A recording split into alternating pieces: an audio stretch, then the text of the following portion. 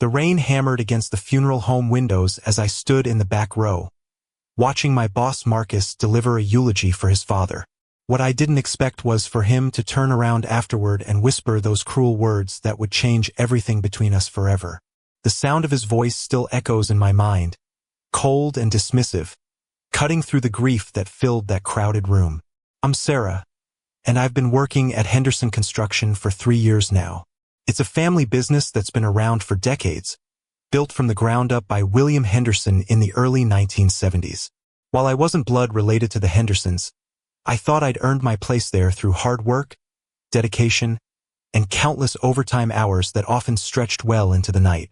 Before we continue with this incredible story, please subscribe to our channel to help us bring you more real-life stories like this one. Also, let us know in the comments where you're watching from. We love connecting with viewers from around the world and hearing your own experiences with workplace dynamics and family businesses. The whole thing started 6 months before old Mr. Henderson passed away. I had been working late again, trying to finish the quarterly reports that Marcus had dumped on my desk at the last minute with his usual dismissive attitude. The office was empty except for the security guard making his rounds every hour, and I was surviving on my 3rd cup of coffee when I heard familiar footsteps echoing in the hallway. The building had that particular silence that comes after business hours, when the phones stop ringing and the constant hum of activity fades away. It was Mr. Henderson Sr., carrying a thermos and wearing his old work jacket despite it being nearly 10 at night. The jacket was worn at the elbows and had paint stains from decades of hands-on work, a stark contrast to the expensive suits his son preferred. He paused when he saw the light still on in my office and knocked gently on the door frame, his weathered knuckles making a soft sound against the wood. "Sarah, what are you still doing here?" he asked, his weathered face showing genuine concern. His voice carried the slight rasp of someone who had spent years shouting over construction noise, but it was always gentle when he spoke to me. "Just catching up on some work, Mr. Henderson."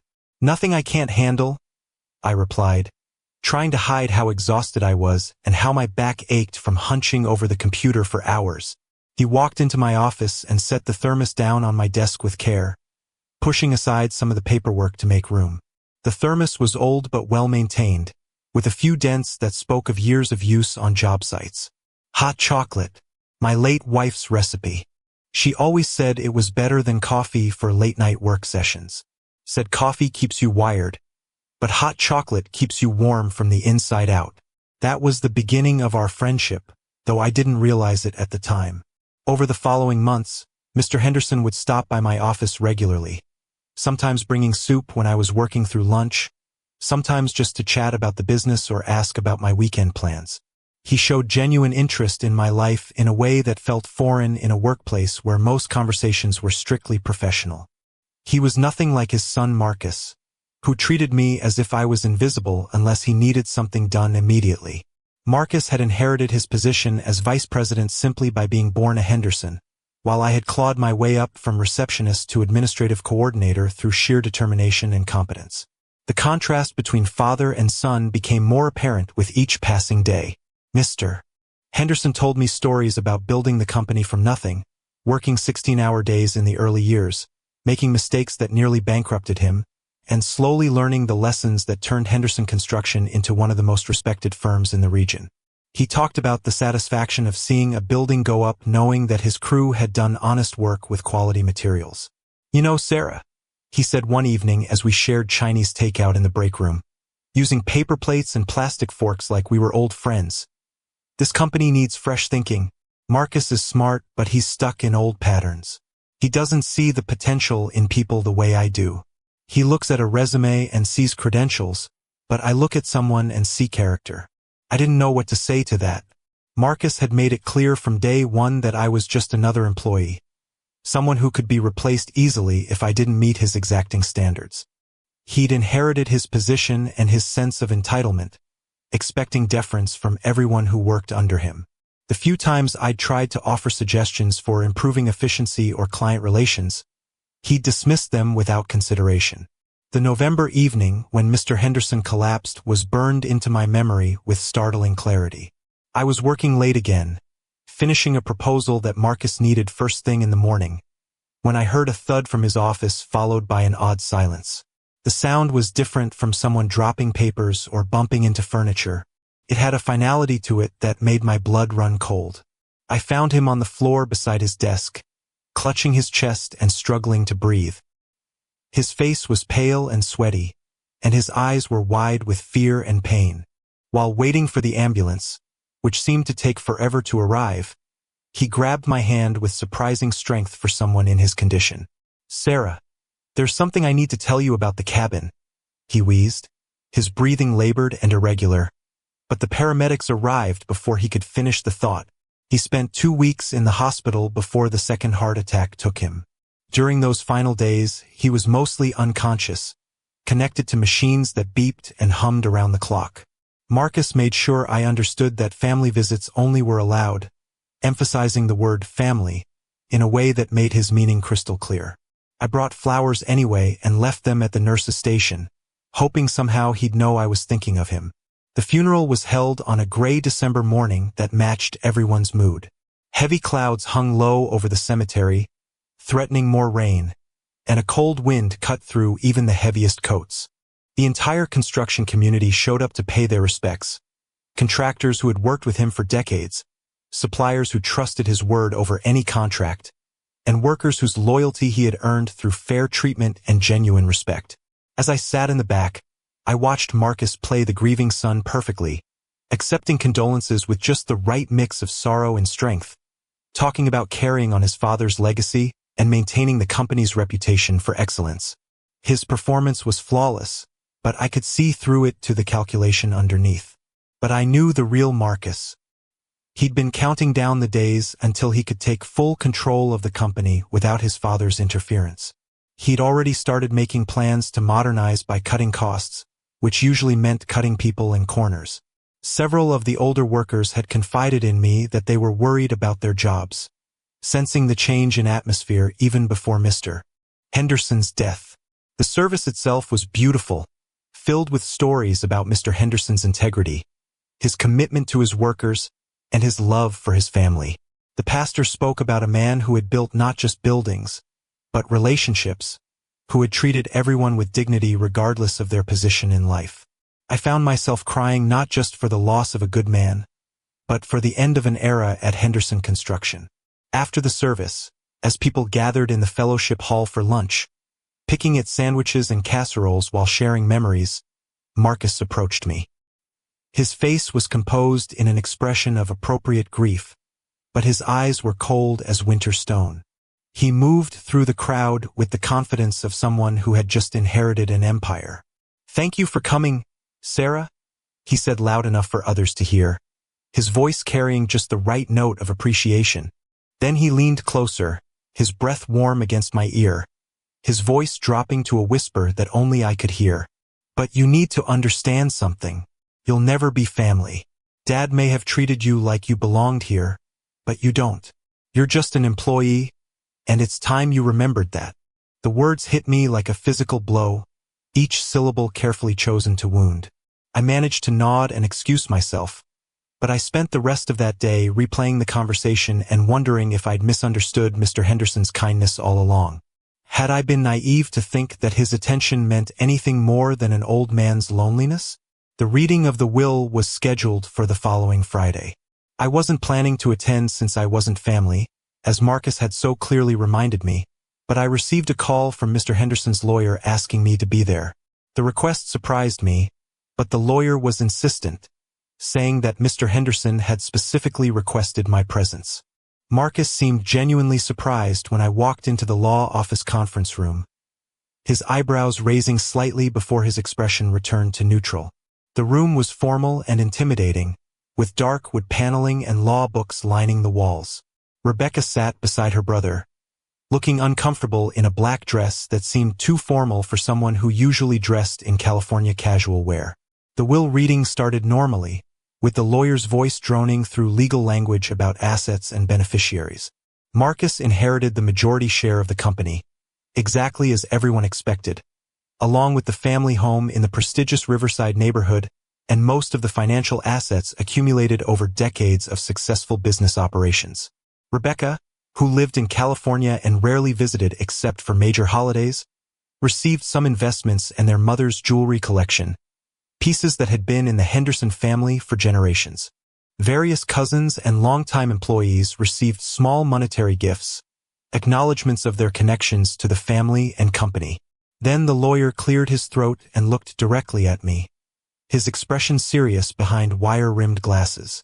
To Sarah Martinez, who brought light to my final months and reminded me what dedication truly looks like, I leave my cabin at Pine Lake, along with the 5 acres surrounding it, and all furnishings contained within.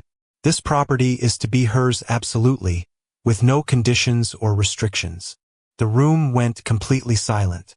You could have heard a pin drop on the thick carpet. Marcus's face turned red, starting at his collar and spreading upward like a tide of anger and disbelief. Rebecca looked confused, glancing between her brother and me as if trying to understand what had just happened. I felt like I was in some kind of dream, the kind where reality becomes fluid and nothing makes sense.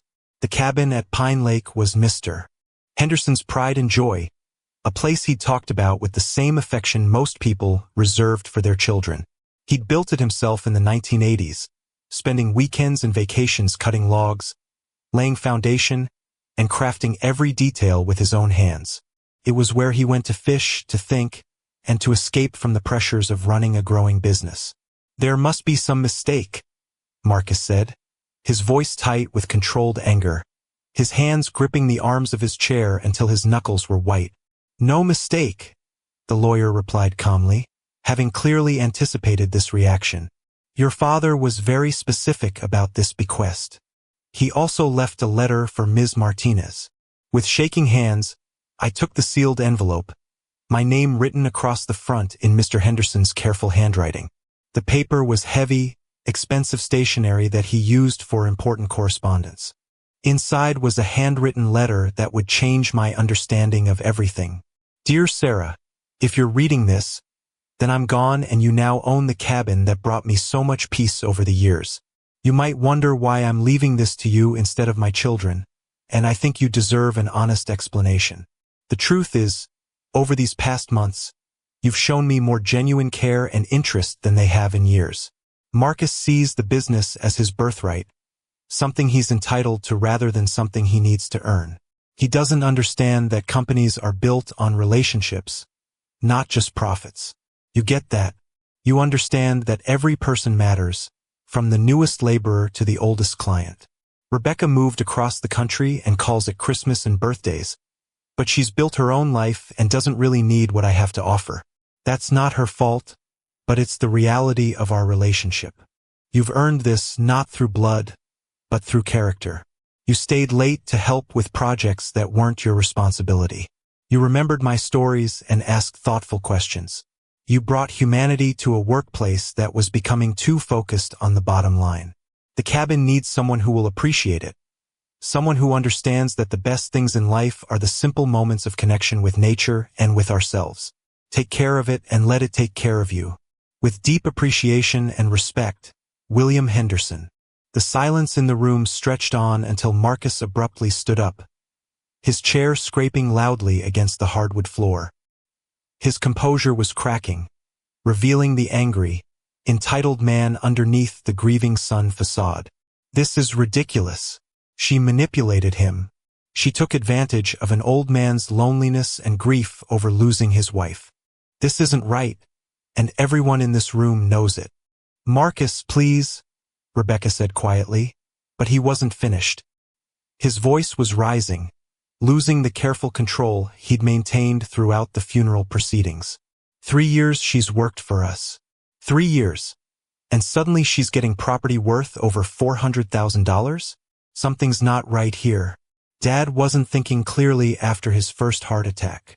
The lawyer intervened with the patience of someone who had dealt with similar family disputes many times before. Mr. Henderson was of sound mind when he made these arrangements 6 months ago. He consulted with me extensively about his wishes and underwent a psychological evaluation to ensure his competency. Everything was done properly and legally. I found my voice finally, though it came out smaller than I intended. "I had no idea, Marcus. Your father never mentioned this to me. I'm as surprised as you are. Save it, he snapped, pointing an accusatory finger at me. We'll contest this. No court will let some employee steal from a grieving family. This won't stand. Walking out of that lawyer's office felt surreal, like stepping into someone else's life. The December air was sharp and clean, a stark contrast to the tension-filled conference room. I drove to the cabin that same afternoon, using the spare key that came with the legal documents and a hand-drawn map that Mr. Henderson had included with his instructions. The property was exactly as I remembered from the photos Mr. Henderson had shown me during our evening conversations. The cabin was a cozy 2-bedroom log structure with a wraparound porch that offered stunning views of Pine Lake. Tall pine trees surrounded the property, their branches heavy with snow, creating a natural windbreak that made the place feel private and protected. Inside, everything was neat and organized with the precision of someone who had spent a lifetime managing details. The living room had comfortable furniture arranged around a stone fireplace, and the walls were covered with photos of family gatherings, fishing trips, and construction projects spanning decades. The kitchen was small but functional, with a view of the lake through windows that Mr. Henderson had obviously positioned to catch the morning light. On the kitchen table, I found another envelope with my name on it, the paper slightly yellowed as if it had been sitting there for months. This letter was shorter but no less meaningful. Sarah, I hope you find the same peace here that I did. This place has a way of putting life in perspective, of reminding us what really matters. Check the tackle box in the bedroom closet.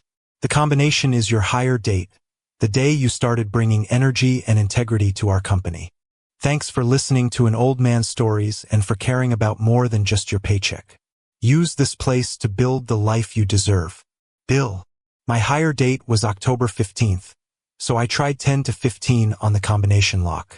The tackle box opened to reveal not fishing supplies, but a collection of handwritten notes, a small wooden carving of a cardinal, and a bank account book showing a modest savings account in my name that I'd never known existed.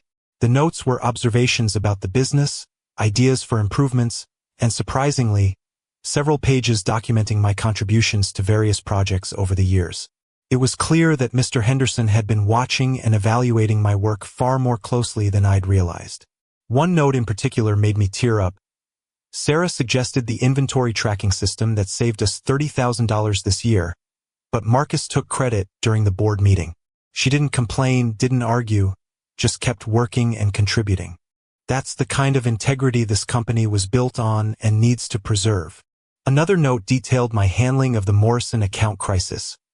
Client was furious about delivery delays, threatening to cancel a $250,000 contract. Sarah spent her weekend calling suppliers and coordinating emergency deliveries. She turned a potential disaster into a success story, but Marcus will probably never know because he was golfing that weekend. Over the following weekend, I cleaned the cabin and tried to process everything that had happened. The place was immaculate, but I found myself organizing and rearranging things anyway, needing something to do with my hands while my mind struggled to accept this new reality. Marcus's words at the funeral kept echoing in my head, but now they felt different.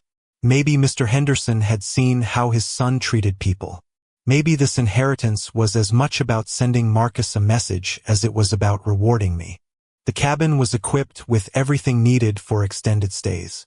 The kitchen had dishes and cookware, the bedrooms had linens and blankets, and the living room had a collection of books that reflected Mr. Henderson's interests in history, business, and nature.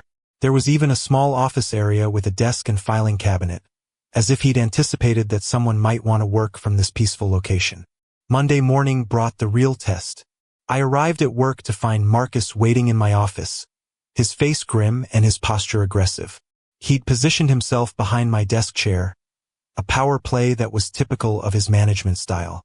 "We need to talk," he said, closing the door behind him with more force than necessary. "If this is about the cabin, Marcus, I'm willing to discuss selling it back to your family for a fair price. I never expected this, and I understand how it must look." He looked surprised by my offer, his prepared speech apparently derailed by my willingness to negotiate. But his expression quickly hardened again, and I realized that this conversation was about more than just the property. "That's not why I'm here," I'm here to tell you that your position is being eliminated due to budget constraints. We're restructuring to improve efficiency and reduce overhead. I stared at him, the pieces clicking into place. You're firing me because your father left me the cabin. I'm restructuring the company to improve efficiency. Your role is redundant with our new organizational structure. The lie was so transparent that it would have been insulting if it hadn't been so predictable. My role includes client relations, project coordination, and financial reporting.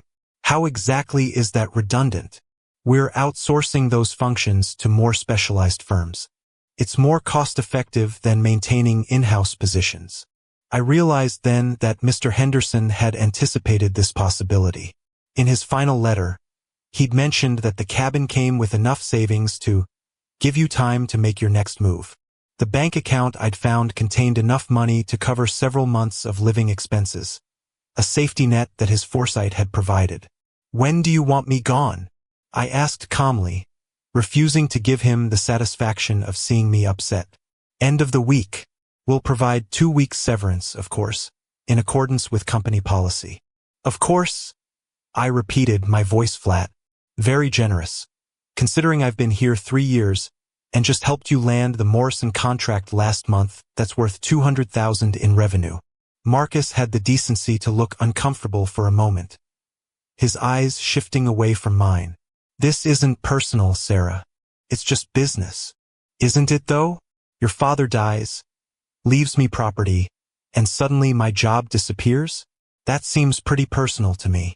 That week passed in a blur as I finished up my projects and transferred files to other employees who would somehow have to absorb my workload. Several coworkers expressed shock at my sudden departure, especially Tom Richards, who'd worked there for 15 years and had seen plenty of people come and go. This is about the cabin, isn't it? He asked while helping me pack my office supplies into cardboard boxes. Marcus says it's budget cuts and restructuring. Tom snorted, his weathered face showing disgust. Budget cuts, my foot. He's been talking about bringing in his college buddy Jake to handle client relations. Word is Jake's been out of work for 6 months after his last company went under. This is payback, pure and simple. I figured as much. You know what really gets me? Tom continued, taping up another box with more force than necessary. Your old man Henderson built this company on treating people right. He believed that if you took care of your employees, they'd take care of the business. Marcus thinks people are just numbers on a spreadsheet. On my last day, Rebecca Henderson showed up unexpectedly, catching me in the parking lot as I loaded the final box into my car. She'd driven down from the airport, still wearing her traveling clothes, and she looked like she'd been crying. Sarah, wait. Can we talk? I set the box down and turned to face her, curious about what had brought her back so quickly. Rebecca had always been polite but distant during her visits, more focused on her own life than the family business. I want to apologize for my brother's behavior, and for my own silence during the will reading. I should have said something when he started making accusations. You don't need to apologize, Rebecca. This is between Marcus and me. No, it's not just that. I've been thinking all week about what Dad wrote in his letter. About you showing him more care than his own children did. Her voice cracked slightly. He was right. I live 3,000 miles away and called maybe once a month. I sent cards on holidays and visited twice a year if I was lucky. I was building my own life and career, and somehow Dad became just another obligation to manage. She handed me a small wrapped package, her hands trembling slightly. This was Dad's. I think he would have wanted you to have it. Inside was a framed photo of Mr. Henderson standing on the cabin's porch, holding up a large vase and grinning at the camera with pure joy. His face was tanned and relaxed, completely different from the worried expression he'd worn so often at the office in recent months. On the back, someone had written "Best Day Ever, June 2019, in his careful handwriting. Thank you, I managed to say, my throat tight with emotion. The cabin suits you better than it would Marcus anyway. He always complained about going there, said it was boring and too far from civilization. He wanted Dad to sell it and buy a condo at some resort where he could network with other business owners. Dad used to light up whenever he talked about spending time there, about the quiet mornings and the fish he caught. 6 months later, I was settled into a routine that would have seemed impossible during my corporate days. I'd started a small business consulting firm, working with local contractors and small businesses to improve their operations and employee relations. The cabin became my home office and sanctuary, exactly as Mr. Henderson had predicted. The lake was beautiful in all seasons, each bringing its own character and challenges. Winter brought quiet, snow-covered mornings perfect for planning and deep thinking, when the only sounds were the wind through the pines and the occasional crack of ice on the lake. Spring arrival meant wildflowers along the shoreline and the return of the loons that nested near the dock, their haunting calls echoing across the water at dawn. Summer brought warm evenings on the porch and the occasional visit from friends who drove out from town to escape their own daily routines.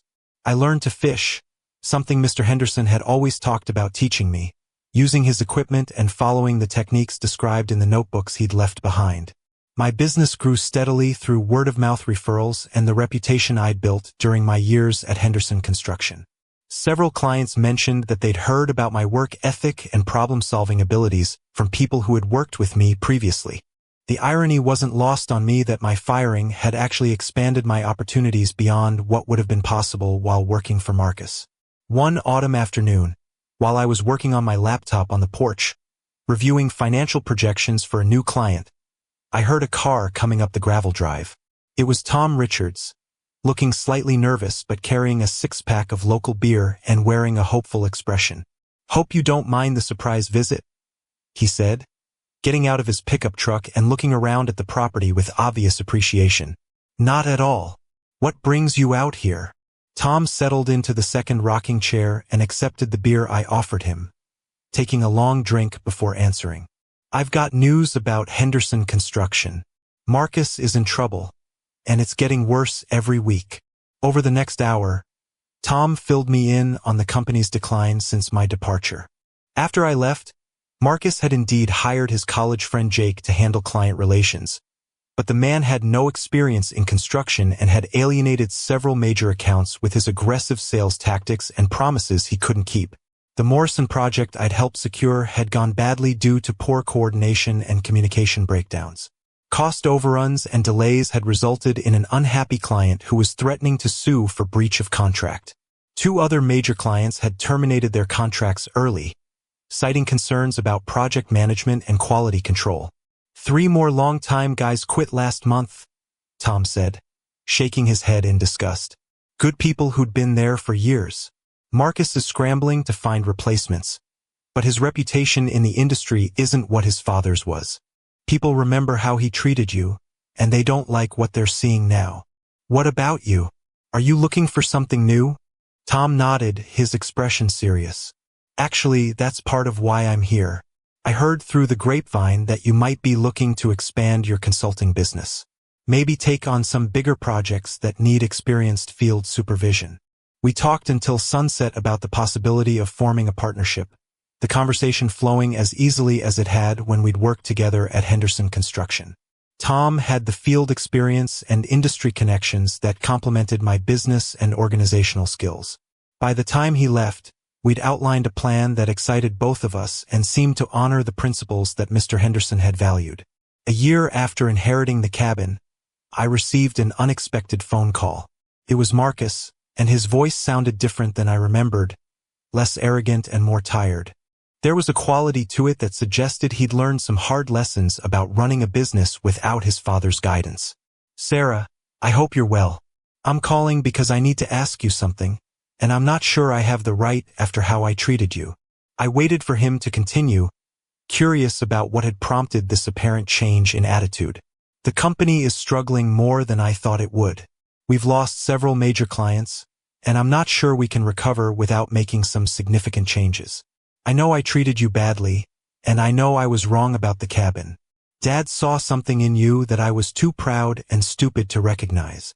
It was probably the closest to a genuine apology I would ever get from Marcus Henderson, and I had to admit that it took courage for him to make this call. "What are you asking, Marcus?" "I'm asking if you'd consider coming back, not as an employee but as a consultant. Help me save what Dad built before I destroy it completely through my own incompetence." I looked out at the lake, where two loons were swimming in lazy circles near the dock, their presence a reminder of the peace I'd found in this place. Mr. Henderson had taught me that sometimes the strongest response to cruelty was compassion, but that didn't mean being foolish about business relationships or personal boundaries. I'd be willing to discuss a consulting contract, Marcus, but it would need to be on professional terms, with clear boundaries, specific deliverables, and fair compensation that reflects the value I'd be bringing. Of course, whatever you think is appropriate. I'm not in a position to negotiate. And one more thing, I want Tom Richards involved in any arrangement we make. He's been carrying the company on his back while you figured out how to run things, and he deserves recognition and compensation for that loyalty. There was a long pause, and I could almost hear Marcus swallowing his pride. All right, can we set up a meeting next week to discuss the details? The meeting took place at the cabin, which seemed fitting given its role in our shared history. Marcus arrived looking humbler than I'd ever seen him, driving his father's old pickup truck instead of his usual BMW. For the first time since I'd known him, he really listened when other people spoke, taking notes and asking thoughtful questions about our recommendations. We worked out a 6-month consulting agreement that would give Henderson Construction a chance to stabilize while preserving my independence and growing business. The terms were generous, reflecting both the urgency of the company's situation and Marcus's recognition that he needed help from people he'd previously dismissed. Tom and I officially formed our partnership, splitting our time between consulting for troubled companies and taking on our own construction management projects. We called it Pine Lake Consulting, honoring both the place that had given me refuge and the principles of honest dealing that Mr. Henderson had embodied. The work was challenging but satisfying in ways that my corporate job had never been. We helped small contractors improve their bidding processes, worked with family businesses to resolve conflicts between generations, and assisted several companies in developing better relationships with their employees. Every project felt meaningful because we could see the direct impact of our efforts on real people's lives. 2 years after that devastating day at the funeral, I was sitting on the cabin porch again, this time reviewing proposals for 3 new clients while watching the sunset paint the lake in shades of gold and pink. The business was thriving beyond my initial expectations, and we'd been able to hire 2 additional consultants to help with the growing workload. Henderson Construction had not only stabilized under our guidance but was actually growing again, winning back some of the clients they'd lost and earning new ones through improved service and reliability. Marcus had proven surprisingly willing to learn from his mistakes and had developed genuine respect for his employees and their contributions to the company's success.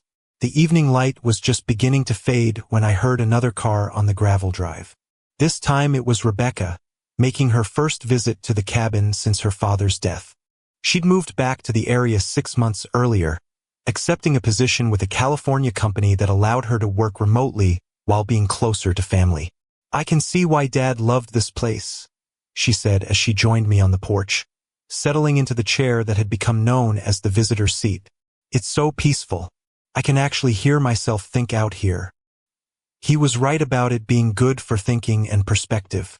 Some of my best business ideas have come to me while sitting in this chair, just watching the water and letting my mind wander. Rebecca smiled, and for the first time I could see her father's warmth in her expression. He would have loved knowing that. He always said the cabin had a way of showing people what really mattered, of stripping away all the noise and distraction of modern life. We sat in comfortable silence for a while, watching the sun set over the lake and listening to the evening sounds of loons calling and wind moving through the pine trees. Finally, Rebecca spoke again, her voice thoughtful and reflective. "I want you to know that I'm glad Dad left you the cabin. Marcus was angry about it for a long time, but even he admits now that Dad made the right choice. You've used it the way he intended, as a foundation for building something meaningful rather than just an asset to be managed. Your father saw potential in people and situations that others missed. He helped me see possibilities in myself that I hadn't recognized. That was his gift, and it's why his company succeeded for so long. I think he knew Marcus needed to learn some hard lessons about leadership and respect, and losing you from the company was one of those lessons." As Rebecca prepared to leave, she turned back with one final thought. "You know, Sarah, Dad always said that family isn't just about blood. It's about who shows up when things matter, who cares enough to invest in relationships even when it's not convenient or profitable. You showed up for him when we didn't, and he showed up for you when you needed it most. After she drove away, I remained on the porch as darkness fell and the first stars appeared over Pine Lake. In the distance, I could hear the haunting call of the loons, a sound that never failed to remind me of Mr. Henderson's stories about the wildlife around the lake and his belief that nature had lessons to teach anyone willing to listen. The cabin had indeed shown me what mattered most. That success wasn't just about accumulating wealth or climbing corporate ladders, but about building genuine relationships and creating something meaningful that would outlast my own involvement. Mr. Henderson had given me more than property. He'd given me the foundation for a new life built on principles of integrity, respect, and service to others. Marcus's cruel words at the funeral, intended to hurt and diminish me, had inadvertently revealed the fundamental difference between earned respect and inherited privilege. Mr. Henderson had understood that distinction, and his final gift had been both a reward for loyalty and a lesson about recognizing true worth in people regardless of their official status or family connections. Today, Pine Lake Consulting employs 12 people and has helped dozens of small businesses improve their operations while treating their workers with dignity and respect. The cabin remains my home and office, a daily reminder that sometimes the most important family connections are the ones we choose to nurture rather than the ones we're born into. Every morning when I sit on the porch with my coffee, watching the mist rise from the lake while planning the day ahead, I think about Mr. Henderson's wisdom and the unexpected turns that life can take when we remain open to possibility. He taught me that respect must be earned through consistent action, that kindness is never wasted even when it's not immediately reciprocated, and that the best inheritance isn't money or property, but the knowledge that someone believed in you enough to bet on your future. The rain that fell during his funeral seemed like an ending at the time, the closing of a chapter in my life that I'd valued more than I realized. But it turned out to be the beginning of everything I'd worked toward without even knowing it was possible. Sometimes the people who see our worth most clearly are the ones who have no obligation to love us but choose to invest in us anyway, seeing potential that we might not recognize in ourselves. Mr. Henderson had been that person for me, and now I try to be that person for others whenever possible, whether it's through mentoring young professionals, helping struggling businesses find their footing, or simply taking the time to listen when someone needs to be heard. The ripple effects of his kindness continue to spread through every relationship and project I undertake. As I finish sharing this story, I'm reminded that the most powerful transformations often come from unexpected sources, and that what seems like devastating loss can become the foundation for unprecedented growth. Marcus telling me I'd never be family was meant to wound, but it ultimately led to discovering that I already belonged to a different kind of family altogether, one built on mutual respect, shared values, and genuine care for each other's success and well-being. The cabin at Pine Lake continues to be a place of peace and productivity, just as Mr. Henderson had hoped when he made his final plans. And every time I look at that framed photo of him with his prize base, grinning at the camera on what he'd called his best day ever, I'm grateful for the reminder that the best days often come when we're brave enough to show kindness to others, even when we don't have to, and when we remain open to the unexpected gifts that life has to offer.